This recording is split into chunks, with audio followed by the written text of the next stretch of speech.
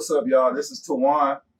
I'm Terrell. And I'm Tierra Leanne. And you're about to be Rewired. Last show, we highlighted entrepreneurs in the community who achieve success in other ways outside of sports and entertainment.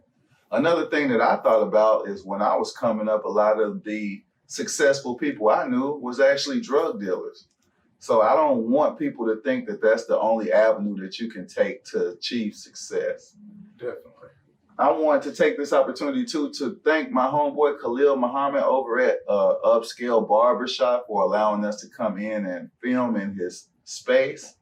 And two, I want to recognize a couple of other entrepreneurs who have inspired me in my journey. First and foremost, I want to talk about my grandmother, who was the owner of a beauty shop, beauty school, and beauty supply store called La Belle Chevelure. She was my very first influence, who taught me to pursue my own dreams and become an entrepreneur. Definitely. I also shared that experience, and I kind of saw that it's a different level of responsibility and it's a different level of motivation when you have something that you can call your own, as opposed to just kind of working for somebody else's establishment. Absolutely. Especially now that we're in the middle of a pandemic, this is the perfect time for people to kind of like get a feel for the skills or something that they always wanted to do and never got the chance to do. I say, go for it. Definitely.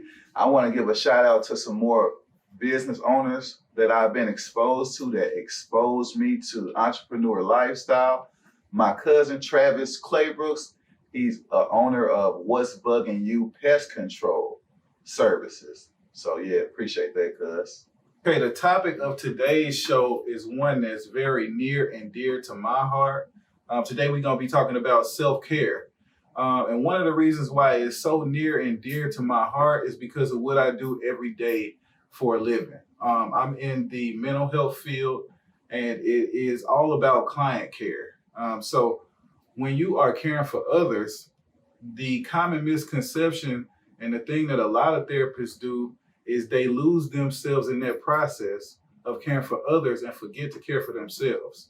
So I learned early on how important it is not to forget about myself in the process and to care about myself in the process of caring for others. Big facts. So what's some things that you do for self-care? Man, I got a little bit of a blueprint that works for me. I'm hopeful that it will be inspirational and maybe help for some other people. But if not, maybe you could take bits and pieces, apply it in your life as you see fit. Okay, so the first thing that I wanted to do was share a little story about personal self-care for me, something that happened in my life. So I used to work at a crisis stabilization facility, and it was a high stress environment, right? So it was the type of setting that by lunchtime you taxed. So I found out that at lunchtime I needed to do something to debrief. And I was taking a little bit too long on my lunches, you know what I'm saying? So they pulled me to the side and asked me what was going on my lunch breaks, right? Okay. Let me tell you how stressful this job was first. I literally got hit in the face, literally. Like jabbed in the eye, and my eye swelled up and everything. So that's the type of job we dealing with here. So anyways, I'm going to the gym, working out on my lunch break, taking a little bit too long. They pulled me to the side or whatever and asked me, what was I doing on my lunch break and what was so important that I wasn't willing to comply with the lunch break stipulations, right? So I submitted a 100-page proposal on the importance of self-care, especially in the helping fields like therapy, social work, teachers, First responders, doctors, lawyers, police officers.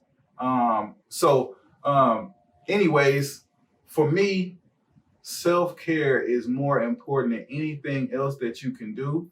It should be the first thing on your to-do list every day, because even if you think you're being effective helping others, if you neglect it to help yourself, then you're not going to be everything that you could be for the clients that you work with, for the family members in your household, for the friends that's calling your cell phone. You got to take care of you first. So that's my little story. The plan that I have personally is I think that everybody should come up with their own self-care plan, a personal self-care plan that's just for you.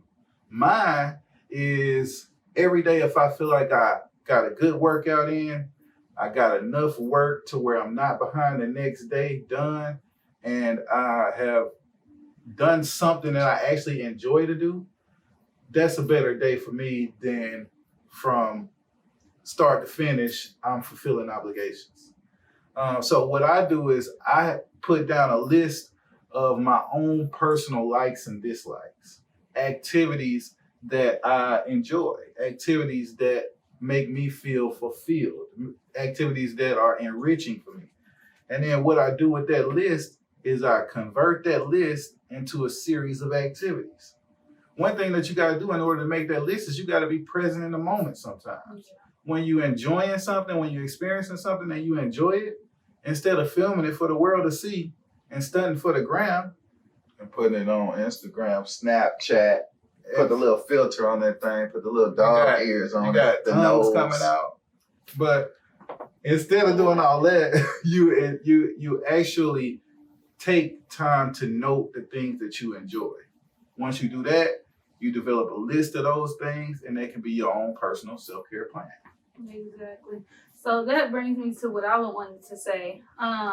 Just like you said, staying present and not forgetting to enjoy the little things that's a part of life. Like my self-care routine is pretty simple. First of all, I have to walk every day. I always talk about that. I walk and I get in tune to nature, what's going on around me.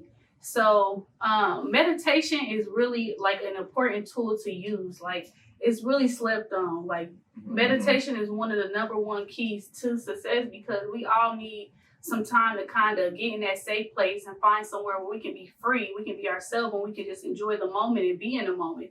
And can I ask you a question real quick? What do you do to meditate? Like, is that a process in itself, or is that unique based on whoever's doing it? Meditation is different. Like it's different forms of meditation. You can have a form where you just staying still in one place and just meditating, taking a deep breath, breathing. Let's all try it. Slowly.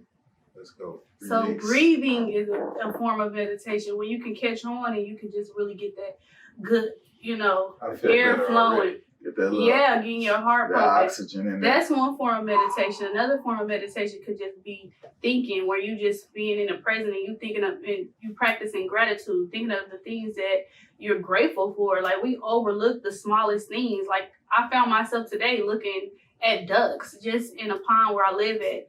And there's ducks just swimming past, turtles on top of each other. And I'm just like, Why this do is turtles cool. do that? I don't know, We got but our turtleneck I on. enjoyed it. I even put a Since you turtleneck to that. since you're looking at turtles. But I really enjoy just being in the nature and being in the moment. So yeah, like yoga, that's another form of meditation. What is yoga? Um, Let's talk about this because some of the black folks don't know what yoga is.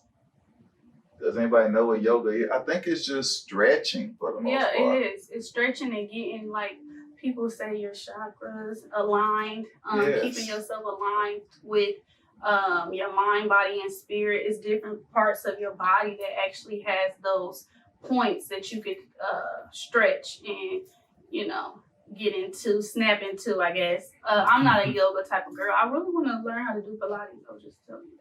Mm-hmm. So that's one project that I'm gonna work on. But and another thing, well, I don't know if y'all want me to touch on mine because we were doing mind, body, and spirit. Yeah. Definitely.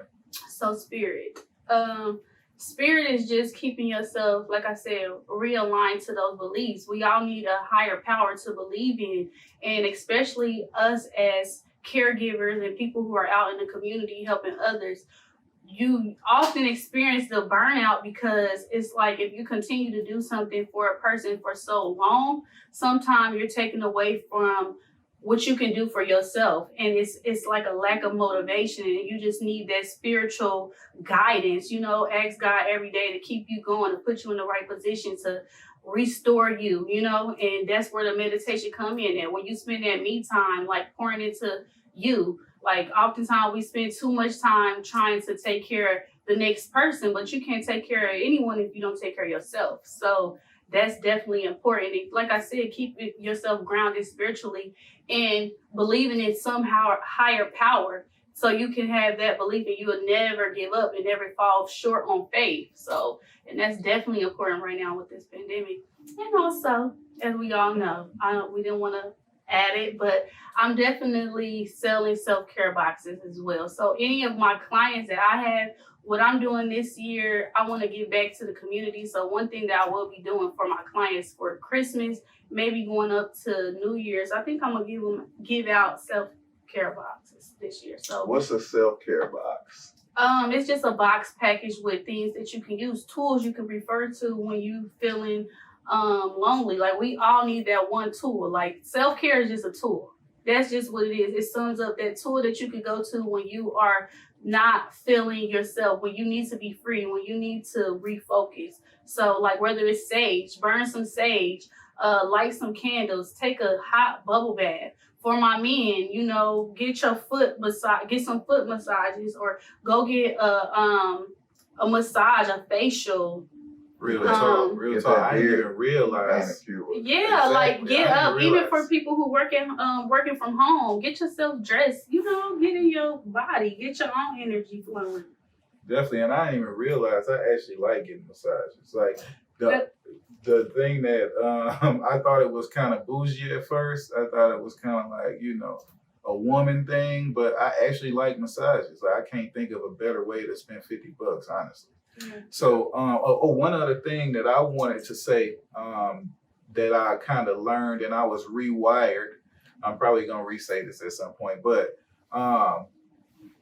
what I was doing, even when I acknowledged the importance of self-care, was I was kind of putting it on the back burner and waiting until it was a good opportunity after all of my obligations was met to take care of myself. What I had to learn was that I had to prioritize my self-care plan and schedule it the same way as I do anything else that's important in my life.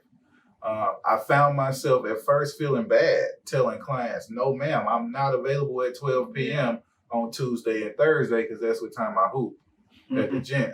Exactly. I wouldn't go into detail, but I would say I'm unavailable at that time, but I will get back to you and we will schedule something that works better for both. Something about the word no that just it's self-care. Yeah, you get comfortable with it. Yeah, the word no, you can definitely use that sometimes. That no comes in handy. Man, pull it out whenever.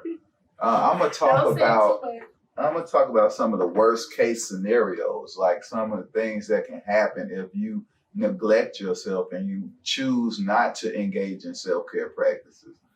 The first thing is, like Tierra Leanne mentioned, burnout. Like when you get to the point where you're so stressed that it causes mental, physical, and emotional exhaustion. It's like when you get to a point where you just not even present in the room no more. It's like a nurse or a doctor who has zero bedside manners. We've all encountered those people who have zero compassion. They don't have any empathy. They've heard it all. They've seen it all. There's nothing you can say or do to shock that person or to get a reaction out of that person. That person is burnt out. That person is done. That person is not in the room with you. Another thing too that I was surprised to find out through my research is that the leading cause of heart disease is stress and burnout. The leading cause of diabetes is stress and burnout. And the leading cause of depression is stress and burnout. Keep yourself going, like keep that positive energy flowing, keep yourself around positive people and not focus so much on what's going wrong. Like oftentimes a lot of our anxiety just comes from us being so overwhelmed and thinking so much ahead of time. Like just stay present and kind of like focus on, okay, this and this and this and this is going wrong, but this and this is going right too. So you can make that decision. Either I want to, really have a good day or have a bad day. And I feel like self-care has a lot to do with your attitude. You know, Definitely. how you carry yourself. You can kind of tell a lot about a person and if they're practicing self-care by their attitude. So I would say, in order to keep your attitude in check, love yourself, take care of yourself, you know? Definitely. I kiss myself sometimes. Oh, I do. oh, I give wow. myself little kisses. Oh wow. Okay. I don't know if I do the You can just kiss physical and kiss. love. Be kind to yourself. Man, Nothing wrong with that. Go. But Period. I do feel good. I ain't gonna lie. But I do something kind of similar. It's more of a metaphorical kiss, I guess. When I tell myself the positive things about myself, because Positive affirmation. positive What? affirmation. Don't give up. You the best. Definitely. You're worth it. You can do this. You can do this. My bank account is overflowing. God will continue to bless me because I'm gonna bless other people. Yes, that's what I'm talking about. Exactly. So, I think the natural thing to do is to ruminate on those thoughts and those things that you don't do so well at. That's the opposite of self-care. As you guys know by now, here on Rewired, we focus on the concept of rewired, and we focus on how we were rewired through an experience that we had in hopes that maybe you can be rewired. So we're going to take turns and tell you guys how we was rewired about the topic of self-care. For me personally, being in the helping field, my initial thought and my initial motivation was to go as hard as I can, take care of every single client, and make that the focus of my day. When I started approaching burnout, I had to rewire my thought process and start to prioritize my own personal self-care, develop my own personal self-care plan, and execute that personal self-care plan every chance I got. So that's how I was rewired. So for me, I was rewired to take self-care a lot more seriously and to really understand what can happen if you don't. I kind of was under the mindset like, okay, I'm gonna go super hard today. I'm not gonna do nothing for myself today. And the worst thing that's gonna happen is I'm gonna be super tired and I'm gonna have to catch up on my sleep. And that's not the case. I mean, normally through my research, I found out that stress and anxiety and burnout leads to heart disease, extreme depression, and diabetes. So I was rewired in that way. Okay, and how I was rewired was by just me understanding, like you said, the importance to prioritize self-care, but also doing things to prevent feeling overwhelmed, prevent feeling stressed, prevent, feeling sad. So I think the best thing that for us, or if whoever wants to try it, is just to take time out for you. Me time is the best Me time. time. Me time. Appreciate y'all for engaging with us in this conversation about self-care. Self is very important. Ain't nobody more important than you. You can't take care of nobody else until you take care of yourself. We want you guys to give us your feedback. If you have some suggestions, some self-care ideas, some stuff that you do for yourself, it might be inspirational for somebody. It might be a person out there somewhere that's looking for a self-care plan. It might be a person out there somewhere who had a self-care plan that worked for them last week that ain't working for them this week. So put your comments under, like and subscribe, and we appreciate you for being engaged with us here at Rewired in this conversation about self-care. And if you would like to sign up for services, if you are looking for someone to help you with self-care and how to manage the things that you're dealing with, we will drop the website below. And if you're interested in self-care kits, I will also have my information below for that. Thank you. How do they find us on YouTube? And we are Rewired 2020, Rewired Podcast 2020 on YouTube. And on Instagram, we are Rewired Podcast _. _ Please put the underscore. So that's a wrap for today's episode. And like you guys know by now, I'm Tawan. I'm Terrell. And I'm Tierra Leanne. And you have been Rewired.